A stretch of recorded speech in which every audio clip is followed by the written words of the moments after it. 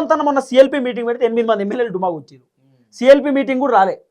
ఆ సిఎల్పి మీటింగ్లో రాజగోపాల్ రెడ్డి 10 మంది ఎమ్మెల్యేలతో భేటీ అయ్యని చెప్పినాం, చూసినావా? ఆ సీక్రెట్ మీటింగ్లో ఉన్నటువంటి 5 మంది ఎమ్మెల్యేలు సిఎల్పి మీటింగ్ రాలేదట. అక్కడ రేవంత్ అన్నకి ఎంత పెద్ద బాధ ఉంటుంది, ఎందుకు వస్తలేరు వీళ్ళు, ఏంది ఏం జరుగుతుంది ఏం కథ అని చెప్పి రేవంత్ అన్న పరిశాన్లు ఉన్నాడు. కోమటిరెడ్డికి నచ్చని పాయింట్ ఏంది చెప్పరా, మొన్న ఏదో పవన్ కళ్యాణ్కి సంబంధించిన సినిమా టికెట్లు లేకపోతే ఇంకేదో సినిమాకి సంబంధించిన టికెట్లు ధరలు పెంచారు. బాలకృష్ణ టికెట్లు అనుకోండి, బాలకృష్ణ సినిమా సంథింగ్ టికెట్లు పెంచితే ఆ టికెట్లు ఎట్లా పెంచారు అంటే రోహిన్ రెడ్డి పేరు వినబడ్డది.